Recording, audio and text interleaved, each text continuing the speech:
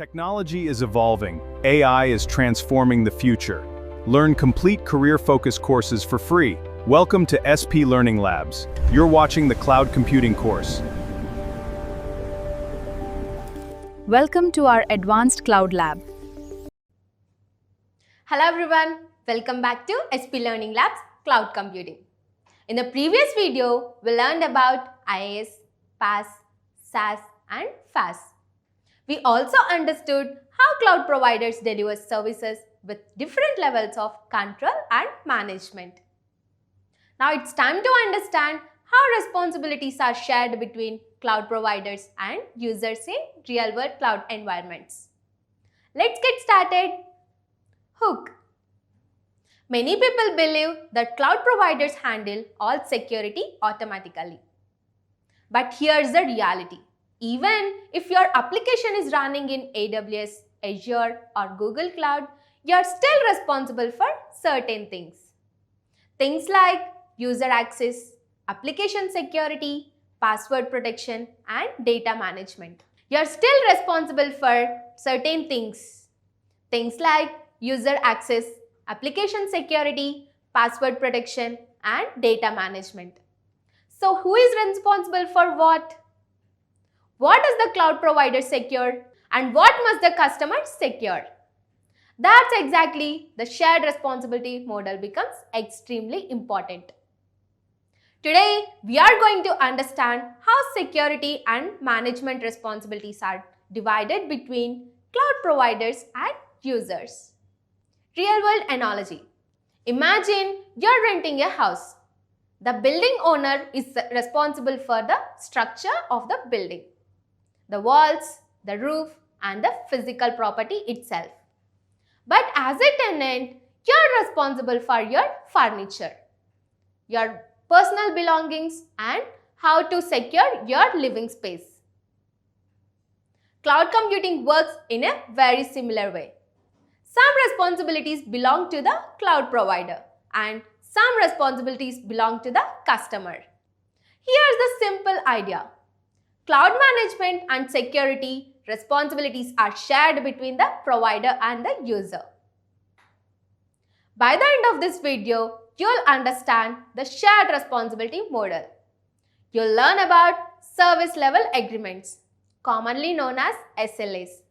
We'll discuss vendor lock-in. You'll understand how responsibilities differ across IaaS, PaaS and SaaS. We'll look at real-world cloud service examples and we'll perform practical comparisons to see how responsibilities change across different cloud service models. Most importantly, you'll understand why responsibility awareness is critical for cloud security and operation. Let's begin with one of the most important concepts in cloud security, the shared responsibility model. In cloud computing, both the cloud providers and customers shared responsibilities. Let's first understand what the cloud provider manages. Cloud provider responsibilities.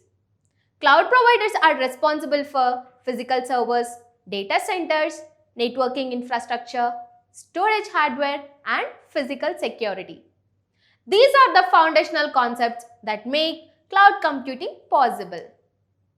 User responsibilities. Customers are responsible for applications, user access, data security, passwords, and system configurations. This responsibility split is extremely important.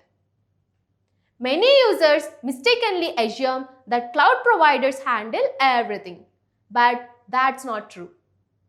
If weak passwords are used, if applications are misconfigured, or if user permissions are set incorrectly, security incidents can still occur. Let's look at a real-world example. Imagine a company storing sensitive customer information in AWS. AWS protects the physical infrastructure. AWS secures the data centers. And AWS manages the networking hardware. However, the company must still secure user access, protect application data, and properly manage permissions. The simple idea is this: the provider secures the cloud, the customer secures what runs inside the cloud. Quick question for you. Before learning this topic, do you think cloud providers automatically handled all security responsibilities? Was your answer yes or no? Comment below and let us know. And if cloud security concepts are becoming clear now, don't forget to hit the like button. Now let's talk about service level agreements, commonly known as SLAs. An SLA is an agreement between the cloud provider and the customer. This agreement defines important service commitments such as service availability, performance expectations, and uptime guarantees. For example, a cloud provider may offer 99.9% uptime guarantee. 99.9% uptime may sound perfect, but it still allows a small amount of downtime over a year. For example, a cloud provider may offer 99.9% uptime guarantee. 99.9% may sound perfect, but it still allows a small amount of downtime over a year. This means the provider promises that services will remain available for the vast majority of the time. Why is this important? Because organizations depend on cloud services to run their businesses. Reliable cloud systems help ensure business continuity, application availability, and customer trust. Let's consider an e-commerce application. If the website becomes unavailable during a major sale event, the business could lose revenue and customers. That's why uptime guarantees and service reliability are extremely important. The simple idea is this: an SLA is the provider's promise regarding reliability and service availability. Now let's discuss vendor lock-in. Vendor lock-in occurs when an organization becomes heavily dependent on a single cloud provider. At first, this might not seem like a problem, but over time, it can create challenges. Some common problems include difficult migration, higher switching costs, compatibility issues, and platform dependency. Now let's look at a real-world example. Suppose a company designs its entire application architecture around AWS specific services. Later, if the company decides to move to Azure or Google Cloud, significantly architectural changes may be occurred. This can increase cost, complexity, and migration effort. That's why organizations care about avoiding vendor lock-in. Companies want flexibility, portability, and multi-cloud support. The simple idea is this: depending too heavily on a single cloud provider can make future migrations difficult. Technologies such as containers, Kubernetes, and open source platforms are often used to reduce vendor lock-in. Now let's compare how responsibilities change across different cloud service models. Infrastructure as a service. In IaaS, the user manages operating systems, applications, data, and security configurations. The provider manages infrastructure, hardware, and networking. A common example is AWS EC2. In PaaS, the user manages application code, business logic, and data. The provider manages infrastructure, operating systems, and runtime environments. A common example is AWS Elastic Beanstalk. In SaaS, users simply consume the application. The provider manages almost everything else. Examples include Gmail, Google Workspace, and Google Docs. Here's the important understanding. As we move from IaaS to PaaS, PaaS to SaaS, user responsibility decreases and provider responsibility increases. The simple idea is this: different cloud service models provide different levels of control and management. Let's look at some practical examples. AWS EC2 provides virtual machines.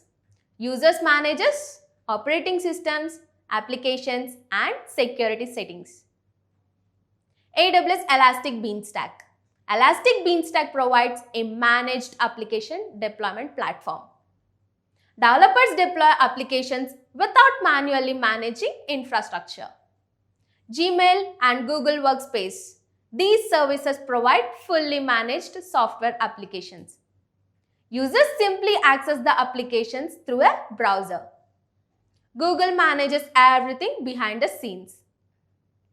The important understanding is this: different cloud services come with different management responsibilities.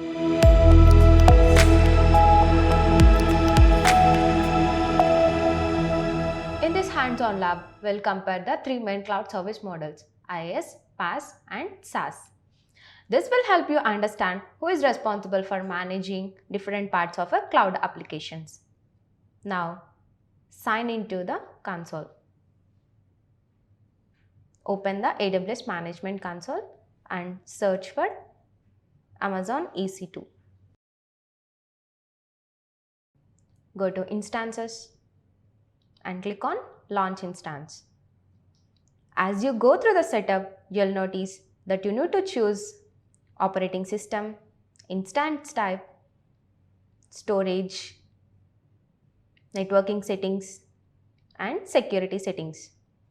This shows that you're responsible for configuring and managing the virtual machines. AWS takes care of a physical server, hardware, and data centers.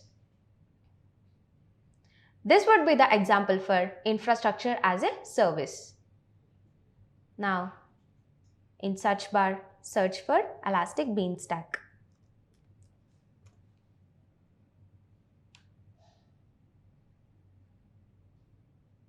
Open the service and click Create Application. Enter an application name. Choose a platform like Java or Python. Continue with the deployment process. Here, AWS automatically handles the server setup, deployment, and scaling. This would be the example for platform as a service. Now, open your Gmail and send a test email.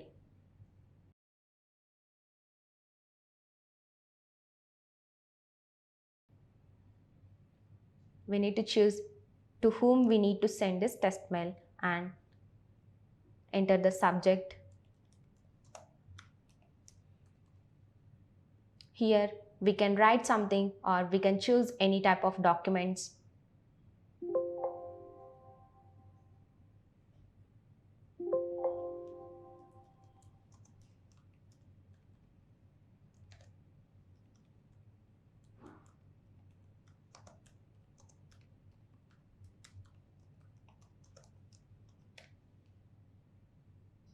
Click on Send. You simply use the application and the Google handles everything behind the scenes. Click on Send. So the test mail is sent to the particular user. This would be the example for SaaS, software as a service. Now we have seen the three various cloud services: IaaS, PaaS, and SaaS. IaaS is the example for EC2, PaaS is the example for Elastic Beanstalk, and SaaS would be the example for Google Mail or Google Docs.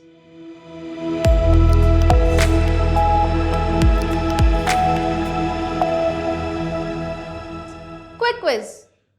Which cloud service model provides the most infrastructure control to users? Is it SaaS, PaaS, or IaaS? Drop your answer in the comments below.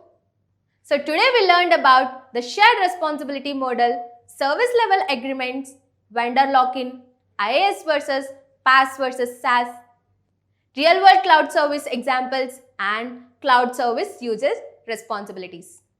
Now you understand how responsibilities are divided between cloud providers and users in real world cloud environments. Here's a challenge for you.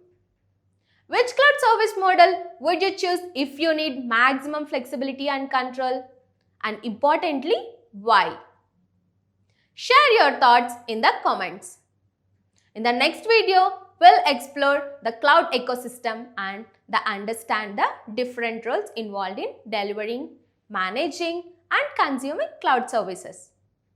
Thank you for watching. If you found this video helpful, don't forget to like, share, and subscribe to SP Learning Labs for more beginner-friendly cloud computing content. See you in the next session.